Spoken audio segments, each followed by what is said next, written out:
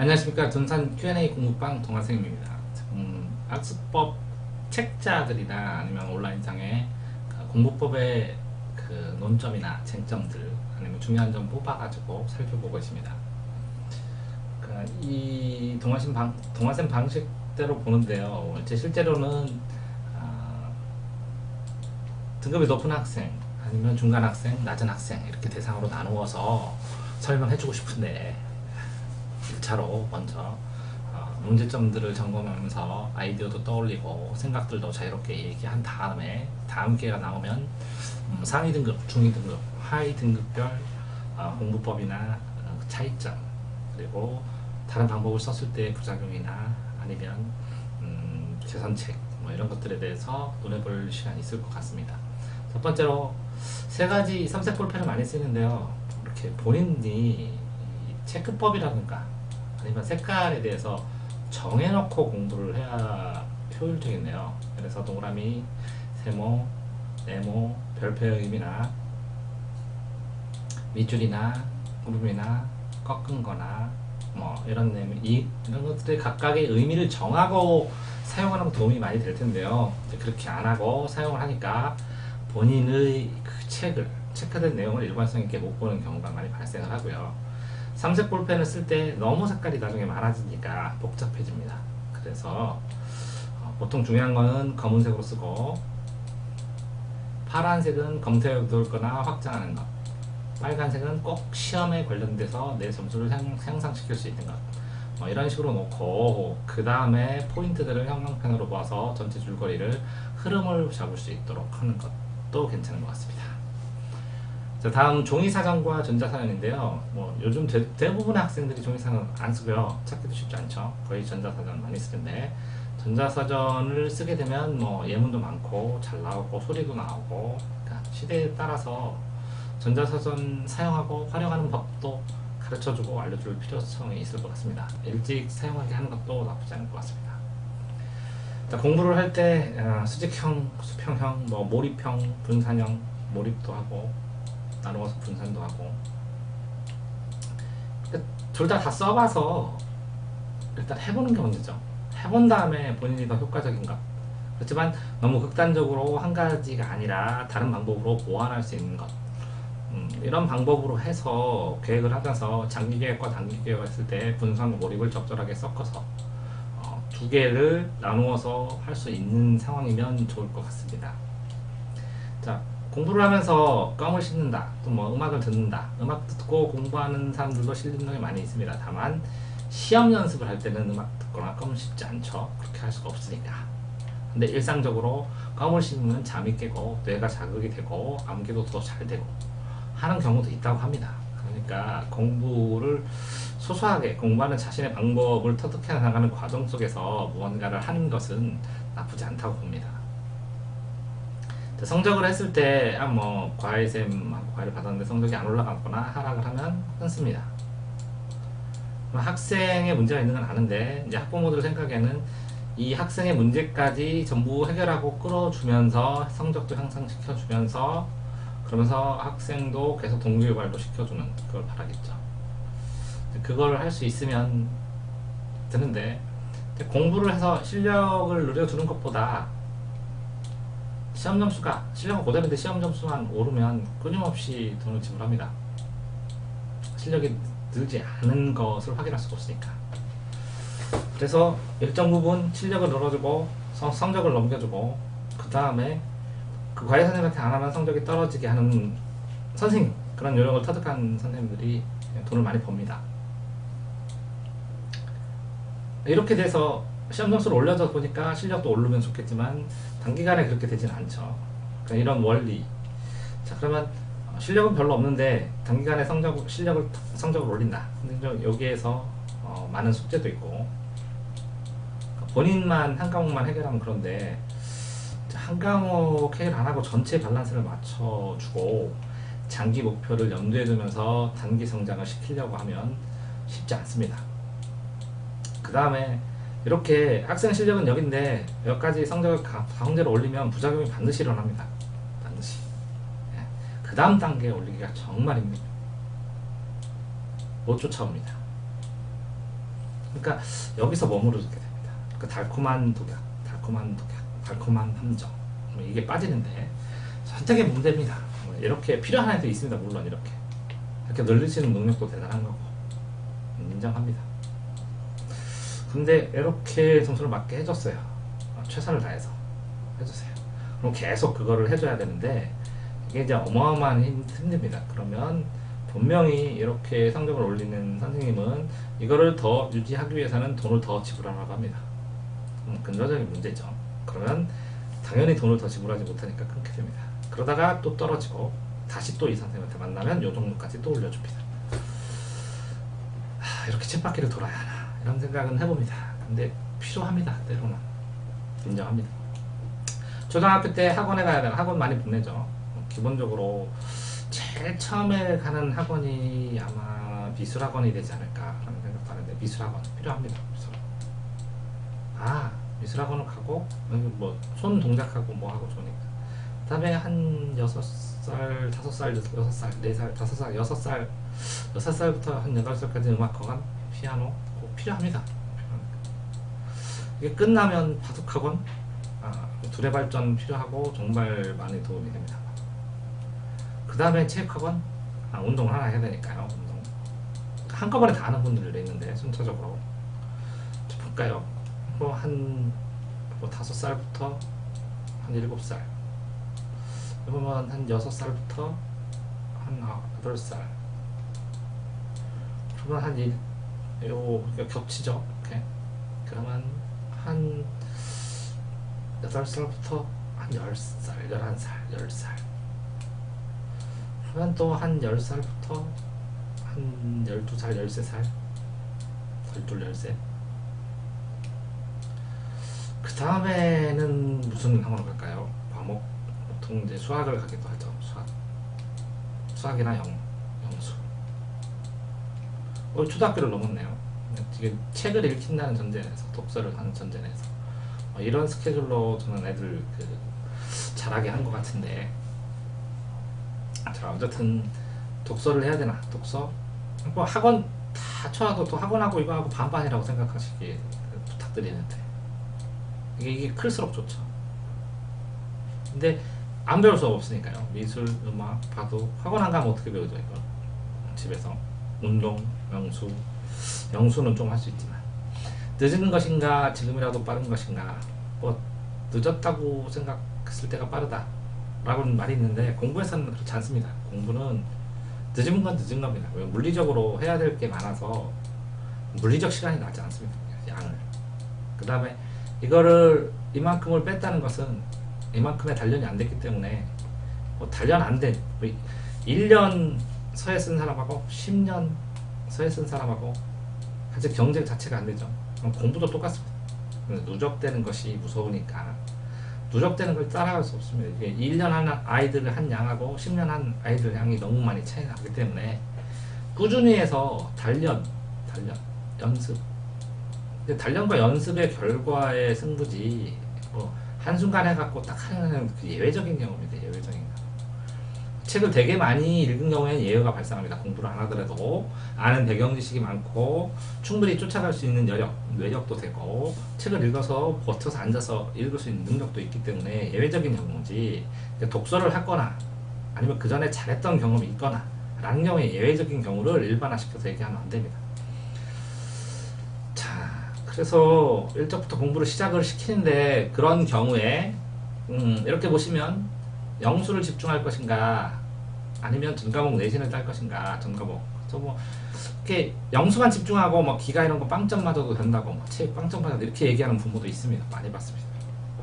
근데 전과목 내신 따는 게 일정 부분 영수보다 어느 정도 시험 기간에 집중하면 되니까 시험 기간에 집중할 수 있는 법을 가르치는데도 되게 도움이 되는데도 불구하고 영수만 집중하라는 것은 그만큼 아이 능력이 전 과목을 컨트롤할 수 없으니까 이거라도 집중을 해서 고등학교에 가서 쫓아갈 수 있도록 하는 전략적 판단이라고도 생각을 할 수 있는데 결국 나중에 국어 문제에 기가도 나오고 과학도 나오고 사회도 나오고 다 나오거든요.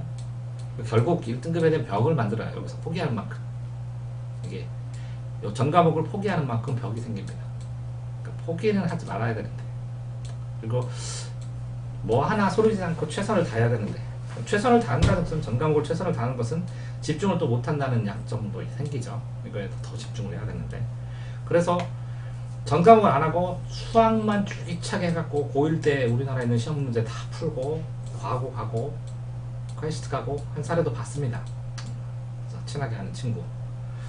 그런 상황도 있기 때문에 이게 전략적 판단이라고 인정하겠습니다. 전략적 판단. 그래서 이렇게 차라리 영수에 집중하는, 다른 거 안 하고 영수. 근데 지금은 어쨌든 국영수라고 친다면 영수에 집중하는, 주요 과목에 집중하는 전략도 필요해 보입니다. 자, 아이 숙제를 안 도와주면 학교에서 이제 문제가 발생하거나 자꾸 그 아이가 자신감을 잃거나 하기 때문에 도와주죠. 근데 지나치게 도와주거나 계속 도와주면 자생력을 잃어버리고 아이가 스스로 할 수 있는 능력 자체가 줄죠. 그 장단점이 있습니다. 도와준다면 뭐 안 도와주는 것보다는 아이가 학교 생활 더 적응을 잘할 수 있는 가능성도 커지고, 도와줘야 필요성이 있는 아이가 있죠. 그러면 도와줄 수 없는, 도와줘도 되지 안 도와줘도 되는 아이로 키워야 되는데 그것도 쉽지 않죠. 예를 들어서 아이랑 버스를 타실 때 아이가 버스 카드 딱 끊게 하시고, 아이랑 밥을 먹을 때 아이가 계산을 하게 해주시고, 아이가 밥을 먹을 때 아이가 주문을 하게 해주시고, 아이가 어디 갈 때 택시 아저씨한테 장소를 얘기하고 방법을 가게 하고, 이렇게 사소한 경험이지만 계속 아이의 경험을 확장시켜 주시는 것을 바랍니다. 연습을 해야 되니까요. 자, 스펙으로 어학 성적 딸 것인가? 이제 쓰지를 못하죠. 이제는 이제 생활기록부에 많이 스펙, 교내 스펙, 교내 교과상, 교내상만 하게 되는데, 상장도 일정 개수가 지나가면 그 상장 점수에 맥시멈 점수가 있기 때문에 일정 점수만 따면 됩니다. 그런데 교내생활 열심히 한다고 전체를 달려들어서 따기도 하는데요. 그러면 이제 수상을 할 수 있는 능력이 있는 하니까 계속 수상을 하게 되고, 그래서 스펙을 찬란하게 갖추면 좀 기대도 하게 되고 그렇게 되겠죠. 근데 이 시험의 의미에서는 좋습니다. 이제 점검을 하고 어학 성적, 한자 성적, 국어 성적, 역사 성적, 시험을 치르면서 아이를 공부할 수 있는 동기유발의 계통으로 역사 논술 시험, 뭐 역사 한국사 능력 시험 이런 거요, 한자 능력 시험. 그래서 동기유발을 지속하고 집중할 수 있는 동기를 만드는 걸로 삼고, 붙던 떨어져서 그렇게 되면 그 도전한 만큼 이길 수 있으니까요. 자, 입학사정관제 쉽지 않습니다. 유일한 뭐 예를 들어서 1년에 한두 명 정도 대박을, 10명에서 10분의 1 10분의 1 정도 대박이 가끔가다 나는데 굉장히 많습니다. 왜 그러냐면 보고 전혀 가망성이 없으면 제가 하지 말라고 얘기를 하는 스타일이기 때문에 이렇게 뭐 거의 30% 정도의 효과가 있는 것 같은데, 이렇게 입학사정관제 한 학기에서 뭐 한 명이 6개 쓰잖아요. 6개 수시로 만약에, 그러면 한 학기에 뭐 20명 쓰면 120개인데 어마어마합니다. 경쟁률이. 그리고 부트라이들 붙고, 근데 내신이 어떻게 뒷받침을 해주면 뭐 도전함을 합니다. 그리고 시나리오 구성하는 것도 학생 옆에서 학생 생각을 구체화시키면서, 이 입학사정관제 전형을 준비하면서 자소서를 쓰면서 이렇게 6번, 8번 수업하는데 7번 울었던 남자 학생도 기억하는데요. 7번 울었는데요. 그 부모님한테 자소서 써도 떨어진다. 근데 얘 인생에 얘 자소서 써서 얘 스펙을 보니까 정리하는 것은 얘한테 인생에 큰 도움이 될 것이다 라고 얘기를 했는데, 아니나 다를까 아이가 7번 정도를 울면서 자기 인생 반성하고 그러면서 같이 쓰고 완성했거든요. 그러니까 인생 정리하고 진로 설정하고 할 때도 굉장히 많이 도움이 됩니다. 자소서 언제 쓰냐고 여쭤보는 분들이 많은데요. 고1 때쯤에 한 번 쓰고, 뜬금없이 1년에 한 번 정도씩 고2 때 한 번 쓰고, 3월 모의고사 전에 한 번 쓰고, 그래서 인생 설정하면서 방향 설정하고 점검하고 종합 점검하는 데 참 좋은데, 종합 검사하는데. 그 다음에 매번 자소서 경진대회가 있으니까 상장도 수상할 수 있는데, 이렇게 종합 검진하면서 쓰는 학생은 적죠. 필요해 보이는데, 아이 혼낼 것인가 격려할 것인가, 격려가 필요할 때 해야 되고 혼나고 싶을 때 혼내줘야 되니까 아이를 살펴서 아이의 상태를 정확하게 측정하는 게 중요하겠죠. 혼내야 될 때 안 혼내면 인성 형성에 부정적인 영향을 미치고, 격려할 때 안 하면 자신감도 떨어지고, 그러니까 이 두 개 해야 될 때 해야 되는 거. 그래서 아이를 항상 살펴봐야 됩니다. 아이 심리, 눈빛, 아이 몸짓. 그러니까 아이를 계속 쳐다봐야 됩니다. 근데 바라보는 것 같지 않으면서 바라봐야 됩니다. 그러면서 한마디를 해줘야 됩니다. 그 한마디가 수업해주는 것보다 공부, 지식을 가르쳐주는 것보다 아이 훨씬 많이 성장시킵니다. 자, 책을 더 살 것인가 말 것인가, 뭐 책 뭐 엄청나게 많이 사놓고 싸놓고 막 푸는 학생들이 있어요. 그쵸? 그러니까 본인이 푸는 게 한 80%를 맞고 20% 틀린 책으로 사는 게 맞다고 그러죠. 그래서 20%를 여러 번 풀어서 한 5%, 3% 오답 정리를 하고, 또 다음번에 또 책을 샀는데 그게 또 80%는 풀 수 있어야 되고, 이렇게 단계별로 올라간다고 하죠. 근데 아까 말씀드린 것처럼 뭐 한 10종족 그 앞에 공부법에 나오겠지만, 기본서, 교과서, 참고서, 자습서, 평가 문제집, 실전 문제집, 심화 학습서, 뭐 그 다음에 뭐 기출 문제집, 뭐 수능 특강, 그쵸? 그 다음에 학교 프린트 10종류가 넘죠. 10종류, 한 가지에서 10종류. 많이 하면 비슷합니다. 빨라집니다. 그러니까 비슷한 내용 나오고 비슷한 거 풀게 되고 반복하게 되고, 자연스럽게 반복을 하게 되죠. 근데 하나를 처음에 마스터하는 데가 진짜 힘들죠. 처음에 마스터를 하고 그 다음 단계 어느 정도, 이게 다 완전히 마스터해도 넘어가야죠. 일정 부분은. 그 다음 단계 3권 정도 하면 그 다음부터는 좀 빠르죠. 3권을 나가면 10권을 순식간에 나가죠. 그런 다음에 이제 시간만 주면 조금 풀죠. 참고 지금 볼 것인가, 자고 일어나 볼 것인가. 자고 일어날 수 있으면 좋은데 못 일어나니까 참고 지금 보죠. 이제 졸리면 기억의 효율, 공부의 효율 어마어마하게 떨어집니다. 그러니까 내가 졸리냐 안 졸리냐는 효율성을 보면 알고, 그러니까 효율성은 항상 체크하셔야 됩니다. 몇 페이지 나가고 몇 장 나가고, 그래서 지금 내가 이렇게 해서 몇 퍼센트를 맞추고 이런 거. 과감하게 자는 거, 이것도 결단력, 공부에서 필요한 결단력. 대학 갈까 말까, 지금 대학 얘기를 하는데 겁이 나죠. 대학 다 가는데 왜 가는지 자기가 결정하고 가면 좋겠는데 그냥 막 다 가죠. 근데 이 대학 학비를 모아서 차라리 조그만한 집을 사주는 게 도움이 될 수 있는 아이도 많죠. 그런 환경도 많고. 그러니까 대학 가는 거에 대한 효용성, 사회 구조가 우리나라는 대학 가게 지금 강요를 하고 있으니까 가지만 10년 후에도 그럴까? 지금 벌써 그렇죠. 예를 들어서 친구가 그 전에 대학 안 가고 자동차 정비를 했는데 훨씬 더 잘 살고, 삶도 만족하고, 혼자 정비소 차려놓고, 고객도 많고. 사는 게 뭘까? 고민하죠. 사는 게 뭘까? 똑같이 학원 바꿀까 말까, 이것도 고민하죠. 여러 가지 이유로 학원 바꿀까 말까, 과외생 바꿀까 말까 또 고민하죠.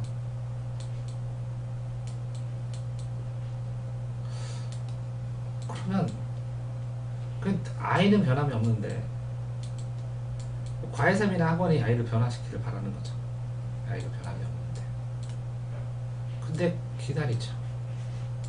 그래서 이런 자국인데, 이게 아무리 오래 들어가도 희망이 없으면, 변할 희망이 없으면 그럼 바꾸겠죠.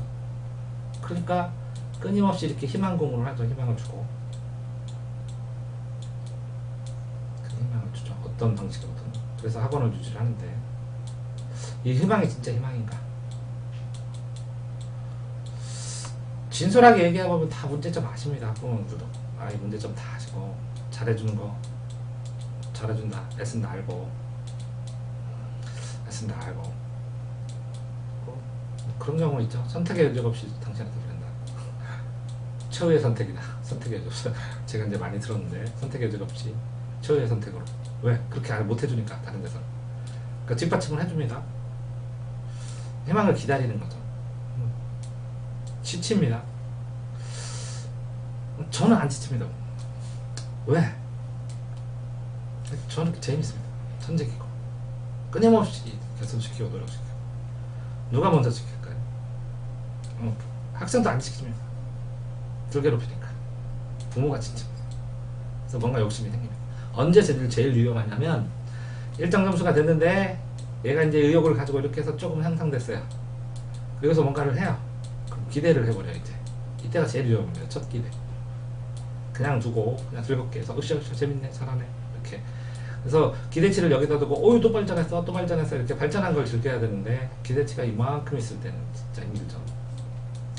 왜? 아이는 맨날 여기서 맴도니까 여기 너무 멀어요. 그러니까 포기해요. 그러면 한다고 하면서 포기되어 있어요. 이게 보이지 않게 껴있는 이 막 어마어마합니다. 이게 두꺼워요. 아무리 이걸 찢으려고 해도 찢으려고 갖은 노력을 다하고 갖은 방법을 하는데 이게 찢기는 게 아니라요. 심지어는 이게 찢기는 게 아니라 이만큼 밀렸다가 다시 과거로 복원됩니다. 이렇게 밑으로 내려와요. 많이 경험했습니다. 찢긴 줄 아는 착각. 찢기면 완전히 수준이 달라지는데 생활이 달라지는데 뭐 달라진 줄 알았는데 안 달라질 때 있습니다. 찢길 때까지 더. 자, 시험 전날 밤새울까 말까. 세우는 거 찬성합니다. 왜? 우리나라 시험 암기만 하면 풀 수 있는 단순 암기 문제가 더 많으니까 수능까지 포함해서 뭐 밤새서 하고 싶으면 하세요. 단기간에. 근데 장기간에는 도움이 안 됩니다. 근데 시험 전날에 밤새울 만큼 했다는 것은 밤새워야 된다는 것은 집중의 가능성도 있지만 그 전에 공부를 덜 했다는 가능성도 되게 큽니다. 덜한 사람이 밤새우면 효과가 안 납니다. 역효과가 더 많습니다. 근데 굉장히 많이 한 사람이 집중을 한다면 뭔가 대박이나 전기, 변화를 마련하고 싶다는 의도로 받아들여야겠죠. 자, 이거는 일부러 집어넣습니다. 제가 쓸까 말까. 쓰십시오. 그냥 이렇게 동그라미만 쳐도 뇌가 30% 더 움직인대요. 쓰세요. 제가 아는 제일 좋은 방법은 쓰는 겁니다. 볼펜 하루에 한 자루를 쓰는 거예요. 자, 볼펜을 제가 365일에서 15시간 이상 해서 360자루를 딱 하루 쓴 적이 있었는데요. 충남대 제가 공문과 다니다가 서울대 법대 시험을 보려고 이렇게 360자루를 썼는데 점수가 1점 차까지 갔습니다. 그래서 몇 년을 했습니다. 4년. 실외수로 5년을 재수를 했습니다. 쓰면 발전합니다. 쓰는 게 목표였다. 어떤 사람이 저도 배웠는데요. A라는 학생이 종로학원에 있을 때 자기는 공부가 목표가 아니라 하루에 한 자로 쓰는 게 목표예요. 받아들였습니다. 썼습니다. 딴짓할 새가 없습니다. 1년이 순식간에 갑니다. 쓰다가 모나미 153을 하루에 한 자루를 쓰게 되면 15시간 공부한 겁니다. 쓸까 말까 망설이지 말고 쓰시죠. 최대한 많이. 손은 내 손이 아닙니다. 입시에 저당받힌다고 입시를 위해서 주는 거예요. 내 손이 아니다. 3년 동안은 입시 공부할 때는 내 손이 아니다. 얘는 나는 놀아도 얘는 공부한다. 손이 움직이니까 엉덩이가 공부하고 손이 공부하니까 눈이 따라갈 수밖에 없죠. 쫓아갑니다. 눈이 빠를까요? 손이 빠를까요? 손이 빠릅니다. 볼까요? 손이 빠릅니다. 눈보다. 밑줄 치면 손이 빠릅니다. 자, 오답노트 쓸까 말까. 오답노트를 쓰는 방식이 되게 여러 가지예요.